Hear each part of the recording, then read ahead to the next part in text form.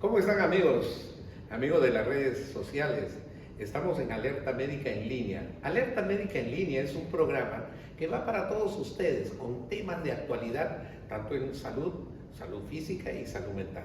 Alerta Médica, una empresa de más de 33 años en el Perú, brindando siempre servicios de salud, ambulancias, policlínicos, servicios médicos domiciliarios. Todo eso es Alerta Médica que está a su servicio. Muy bien, en este programa que se hace en el mes del amor, es un tema muy bonito. Vamos a hablar sobre la sexualidad en este mes del amor, en las parejas, la sexualidad en las parejas. Y para ello tengo yo a la doctora Lisette Alvarado, y es presidente de la Asociación Peruana de Sexología, Salud y Educación Sexual. Ella pertenece al Comité de Expertos Internacionales. Tiene una trayectoria muy vasta en lo que es la sexualidad humana. Y hoy día vamos a hablar sobre ese tema. Bienvenida, Lisette. Muchas gracias, doctor Dante. Encantada de estar aquí con ustedes y compartir este tema tan importante por el mes del amor. Muy bien, justamente decíamos en febrero, todos los febreros se denominan el mes del amor, pero siempre porque existe una tradición en muchos países y como el nuestro en Perú, que los 14 de febrero se celebra un día en el cual hablamos sobre la demostración del cariño y del amor. ¿Qué ha pasado? Tú eres un especialista en sexualidad humana. Y cuando hablamos de sexualidad no estamos hablando solamente del sexo. La sexualidad es mucho más amplio. Y eso me gustaría que lo definas para todos nuestros amigos que están en Alerta Médica en Línea, que nos definas qué es la sexualidad y en la sexualidad del ser humano, la sexualidad humana. Perfecto, la sexualidad es un componente inherente al ser humano, nace con nosotros, está presente desde que somos concebidos, es parte de nuestra personalidad y permanece con nosotros a lo largo del tiempo hasta que nos morimos. Entonces, esta sexualidad entendida más allá del contacto físico o del contacto sexual implica tres grandes cosas: la parte social, la parte psicológica y la parte biológica. Entonces, con estos tres componentes ya nosotros podemos hablar de la sexualidad humana como tal. Ya, o sea, no solamente la parte corporal, la parte del coito, de la relación del contacto sexual o genital, no es solamente eso la sexualidad. Y lo acabas de decir muy bien, es inherente al ser humano desde que nace hasta que muere.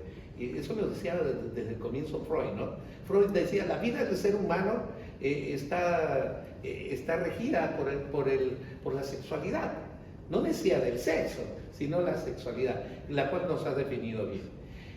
¿Cómo ha ido evolucionando a lo largo de los años la sexualidad?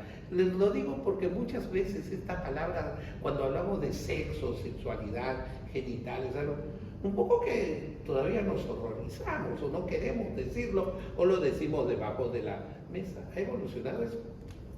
En realidad el ser humano va evolucionando todos los años, pero no podemos perder de cuenta que hay cambios generacionales cada cierto tiempo, cada 10 años, cada 30, cada 50 años, vemos cambios generacionales y hoy por hoy esos cambios han ido acelerando su paso. La incorporación de la tecnología, del internet, de las nuevas tecnologías de la informática y la comunicación han hecho que también la parte sexual de las personas cambie, evolucione y se proyecte de otra forma. Entonces sí hablaríamos de un cambio hoy por hoy. Hoy día seguro nos están viendo muchos padres de familia en Alerta Médica en Línea, en este programa que va por las redes sociales y que tiene un objetivo: crear una cultura de salud, una educación sanitaria y hablar las cosas abiertamente, la cual no deberíamos ocultarlo. Exactamente eso voy a estos padres de familia. Vamos a hablar con ellos primero. Estos padres de familia, muchas veces tenemos muchos tabús para hablar sobre la sexualidad en general. Es verdad, no solamente los padres, los adultos en general hemos venido de una crianza en la cual no se nos permitía hablar de ciertas cosas. Sin embargo, esas cosas de las cuales no se nos permitía hablar son muy naturales y todos las experimentamos. Y callándonos no hacemos que desaparezcan. Muchas veces el temor de los padres es que al hablar de la sexualidad, de los componentes del sexo, del género o de las personas, cómo van evolucionando en cuanto a su corporalidad, de sus hijos, piensan que esto los va a despertar sexualmente, piensan que esto los va a guiar a tener relaciones sexuales prematuramente. Pero hoy en día hay investigaciones que han comprobado que es todo lo contrario. Eso es importante decirlo, ¿no? Sí. Lo que acabas de decir era cierto. No hablemos de sexo, de sexualidad, porque antes las dos palabras estaban así media juntitas, de sexo, de sexualidad, porque si no, mi hijo va a tener relaciones sexuales y mi hija va a tener relaciones sexuales muy pronto. Eso no es así. No, definitivamente no. Tan no es así que Países Bajos es uno de los que tiene los índices más cortos, más pequeñitos de embarazos no deseados o de infecciones de transmisión sexual. Y en Países Bajos se enseña, se educa sexualmente a los niños desde los 4 años. Imagínate. Desde los 4 años. Y son el país que tiene más bajos índices de ITS y de embarazos no deseados. Y ahí voy yo hacia una pregunta. El ser humano, me decías que tiene sexualidad. Cuando hablamos de sexualidad, esta parte muy amplia que ha sido muy bien, nos has explicado que tiene una parte biológica, la parte mental, la parte psicológica y la parte social. Mi pregunta es, ¿un niño, un recién nacido, tiene sexualidad? Claro que sí, ya lo dijimos al inicio, la sexualidad está presente incluso desde el vientre de la madre, antes de que nazcamos. Y es que los componentes biológicos, por ejemplo, ya se van formando en el vientre de la mamá. Ya vamos a pasar por una diferenciación, por ejemplo, de cromosomas, ¿no? El XX, el XY. El hombre y mujer. Parte de la sexualidad, saber si va a ser varón, si va a ser mujer, eso es parte de la sexualidad. Hay estudios ecográficos que han evidenciado incluso en los fetos, que son varones, que experimentan ciertas sensaciones y, a nivel genital y logran una pequeña erección en fetos. Y es que esto no tiene que ver con el morbo, no tiene que ver con el pensamiento morboso o con estar autoestimulándonos, sino es una respuesta física, natural. El feto se explora también, por ahí roza algo y el pene se erecta, por ejemplo, en los fetos varones, ¿no? Entonces, y ahí permíteme, por ejemplo, un niño cuando le estamos cambiando, un niño recién nacido, un niño que tiene pocos meses y vemos que se erecta su pene, porque alguien dice, oye, mira, qué bárbaro, pero es natural que le suceda eso. En el caso de los infantes, de los niños, de los bebés, esto no es consciente, es un acto reflejo. Es decir, es la estimulación directa en la zona genital porque hay una limpieza, ya sea la mamá o el papá que está aseando a su bebé. Es un estímulo al final de cuentas. Y ese estímulo hace que el órgano reaccione. Correcto. Pero esto no es mental. Ahora vamos a lo otro. Estábamos hablando de lo genital, pero la sexualidad, ese es el asunto, no solamente los genitales. Alguien decía, el amor está en el corazón y el sexo en los genitales. Y había un maestro que decía, oigan, ambas cosas están equivocadas. El sexo y la sexualidad está acá, en la mente. Y eso es cierto, para que sepan nuestros amigos, siendo tú una persona tan especializada en este tema. Claro que sí. Estos tres componentes, tanto el biológico, el psicológico y el social, son difíciles de separar cuando hablamos de sexualidad, porque uno va engranado al otro. Entonces, cuando hablamos de sexualidad y de comportamiento sexual, la mente juega un papel muy importante. Incluso cuando hablamos de estímulos sexuales, de respuesta sexual, de cómo las personas, que a muchos les interesa saber, ¿no? Esto de la potencia del varón, de la lubricación de la mujer, todo eso también tiene una carga importante a nivel mental. Ok, no es solamente genital. No es solamente el estímulo. No, y eso se ha visto, a ver, como médico te digo, y tú como personal de salud también, que lo conoces muy bien, por ejemplo, las personas que sufren una enfermedad en la cual la parte genital pudiera estar abolida, como el caso de una paraplegia o algo así, no significa que su mundo sexual o de sexualidad o de pareja se acabó, porque existen otras oportunidades o otras actividades que pudieran inclusive ser más satisfactorias, ¿no? Que tener una penetración sexual, ¿no? Si hablamos del placer, por ejemplo, Si hablamos del placer, debemos entender que el ser humano tiene zonas de placer mucho más allá de los genitales. Correcto, eso es importante. Sí, lamentablemente se ha genitalizado mucho Sí. el contacto sexual. Se llama hacer el amor a la penetración cuando esto es más allá de una penetración. Hay juegos, hay miradas, hay respiraciones que pueden hacerle sentir placer a una persona. No solamente es tocar los genitales. Y por otro lado, también depende del lenguaje de cada uno de nosotros. ¿Qué nos gusta, qué no nos gusta? Eso va a variar. Y que eso es una cuestión inherente de cada persona. Exacto. Y de cada cultura. Pero ¿por qué en algún momento se ha satanizado esto del sexo o sexualidad en general? Algunas culturas, por no decir muchísimas, muchas y a lo largo del desarrollo del ser humano, eran inclusive castrantes en cuanto a la mujer, como que la mujer no puede tener placer. Y ese mito me gustaría que tú le digas a todas las mujeres que nos están viendo, porque por ejemplo algunas tribus africanas cortaban los clítoris a las mujeres para que no sientan placer. O sea, el machismo tan arraigado hacía de que le prohibieran tener placer, pero le estaban cortando algo que era una parte nada más de su sexualidad. Sí, es verdad. Como acaba de mencionar, doctor, lamentablemente han habido prácticas de mutilación genital, sobre todo más conocidas en África, ¿no? Y en culturas del Medio Oriente también, por temas religiosos, quizás culturales, pero que al fin y al cabo no tienen un sustento real, ya que la sexualidad va más allá del genital y además todos los seres humanos tienen derecho a sentir placer. Tenemos hace ya bastantes años constituidos los derechos sexuales y reproductivos. Y dentro de los derechos sexuales y reproductivos está el derecho al placer, a vivir una vida sexual saludable, placentera. Entonces, hay que hacer un cambio ahí, ¿no? De la sociedad. Quizás no podamos involucrarnos dentro de las culturas que está tan arraigada, pero de a poco ir educando a las personas que tanto varones como mujeres tienen derecho al placer. Y es más, a esos hombres que a veces tienen miedo de que sus mujeres sientan mucho placer o experimenten mucho placer, decirles que no saben lo que se pierden. Porque una mujer que siente placer y es capaz de expresar su placer va a hacer sentir mucho placer a su pareja también. Qué bueno que lo digas así y abiertamente, porque aquí en este programa de Alerta Médica en Línea lo que queremos es quitar algunos tabús. Y usted tal vez lo tenga, yo también los tengo en cierta manera, pero esta es la idea, crear una cultura de salud, una educación sanitaria adecuada para que todos podamos tener una vida saludable y una sexualidad saludable.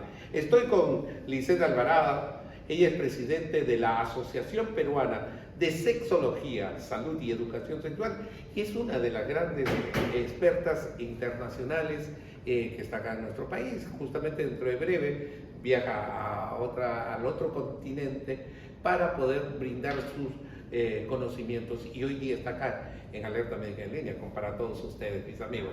Entonces, miren, qué lindo lo que nos acaba de decir en cuanto a que existen los derechos de la sexualidad y podemos ser libres para sentir el placer. Pero esta sexualidad, como en todo lo de la vida del ser humano, debe ser responsable, por supuesto. Y esa responsabilidad debe ser de ambos, de la pareja, por supuesto.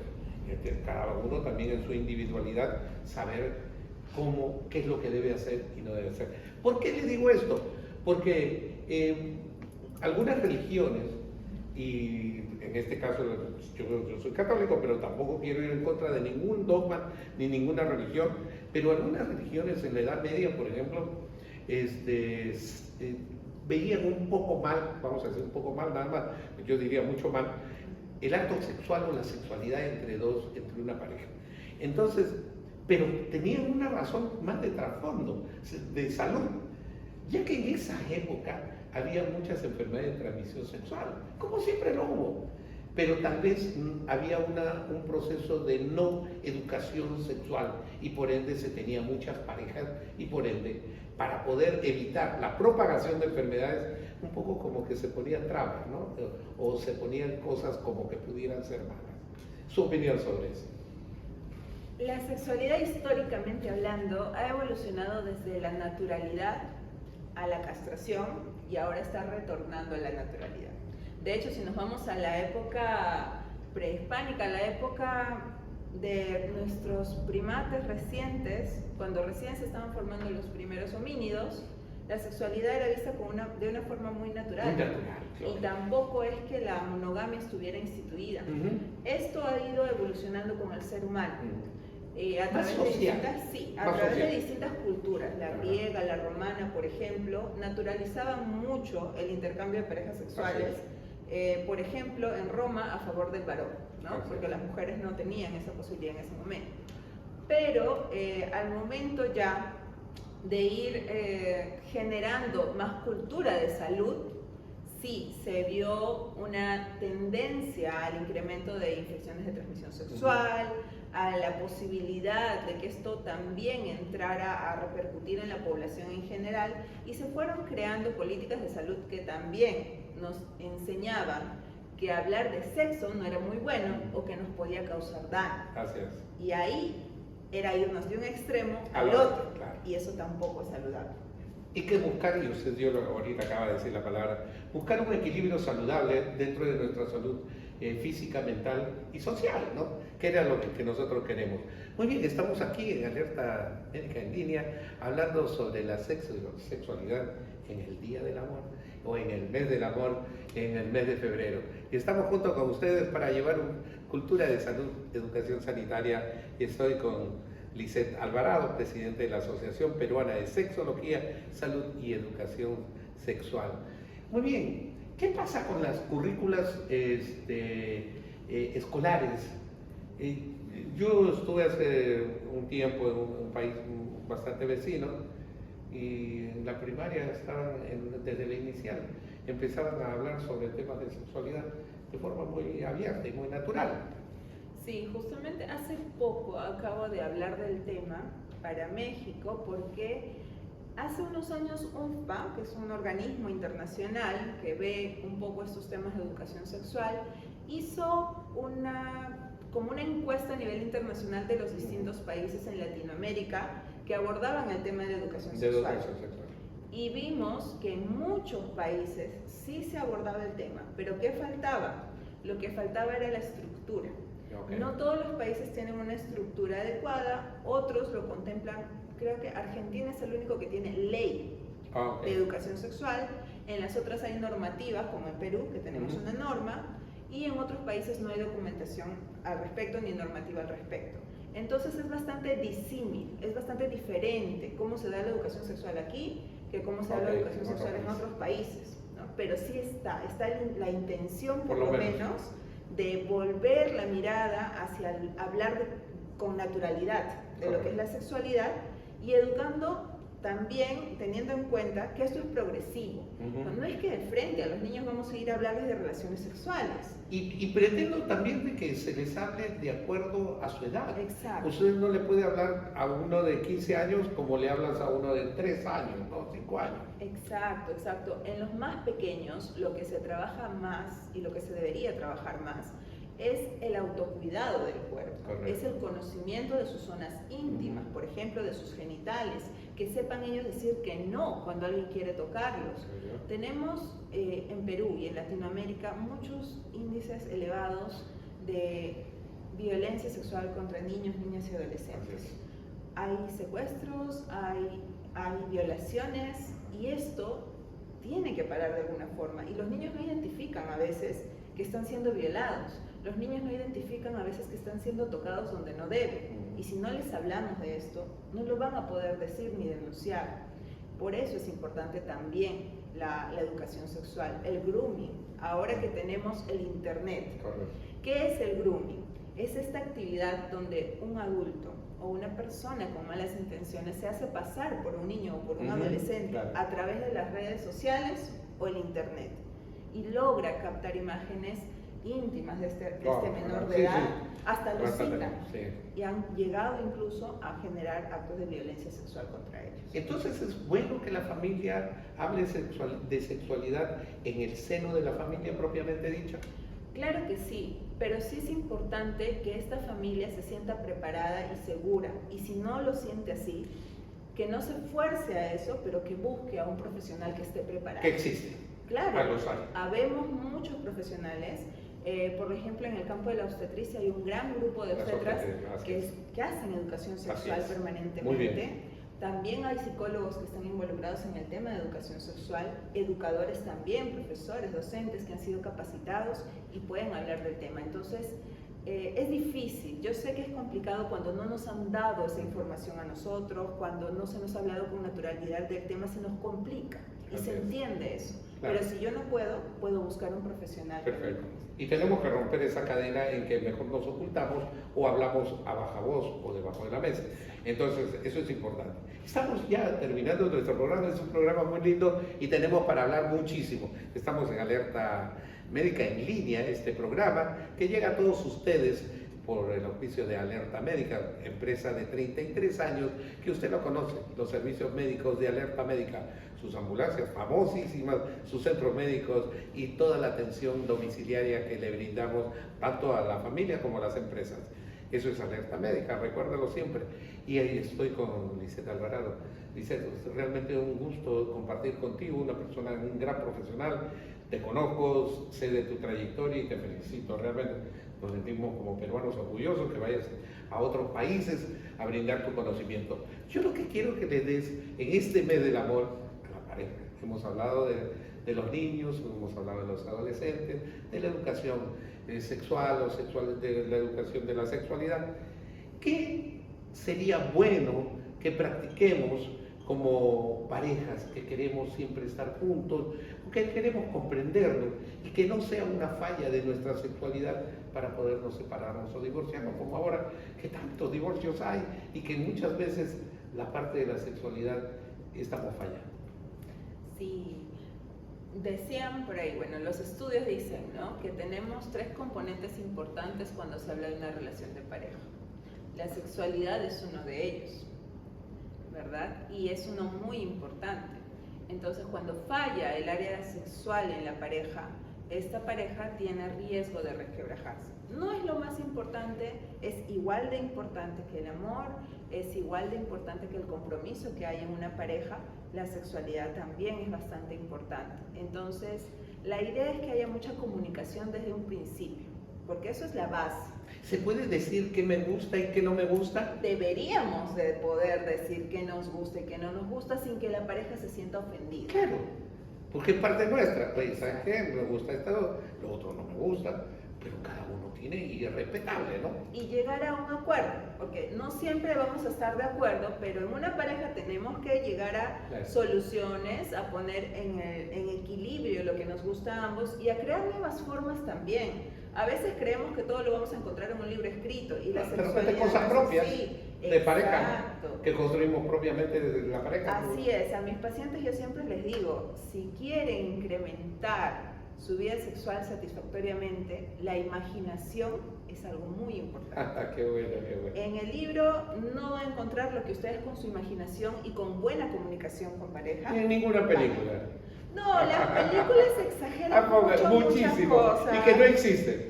Muchas veces no son reales, ¿no? Sí, y generan, pueden generar hasta disfunciones sexuales. Porque cuando no te sientes solo igual. tiene esa información, claro, puede generar hasta complicaciones en verdad al momento de tener el acto sexual. La idea es que se informen adecuadamente. Las películas exageran muchas cosas, sobreestimulan muchas otras, generan medidas, tamaños que no existen, que no son reales y que de ser así lesionarían incluso a una mujer, así que por ahí hay que tomar con pinzas las películas. Puede ser algo recreativo, pero la realidad se tiene que disfrutar en torno a la realidad. Por supuesto. Muy bien, Lisette Alvarado, muchísimas gracias, muy amable, ha sido inaugurando esta nueva serie de programas de Alerta Médica en Línea, realmente feliz de tenerte y éxitos en ese trabajo que realizas en otros países, pero también en nuestro querido Perú, aquí, por eso tenemos profesionales de la más alta calidad. Muy bien, gracias. Despídete de nuestro público de Alerta Médica. Gracias, doctor, por la invitación. Muchas gracias a todo el público que nos está viendo y recuerden que este mes del amor hay que tener buena comunicación, hay que tener precaución también y saben que el uso del preservativo es muy importante para evitar infecciones de transmisión sexual, situaciones de embarazos no deseados y no les quita el placer, al contrario, puede aumentar su juego sexual úsenlo, tengan mucha comunicación en pareja y disfruten el mes del amor. Muchas gracias, Alicia. Y bueno, de mi parte, soy el doctor Dante Nicho y siempre un gusto de compartir con ustedes. Y bueno, tengan siempre días saludables y junto a Alerta Médica. Muchas gracias. Nos vemos en el próximo programa.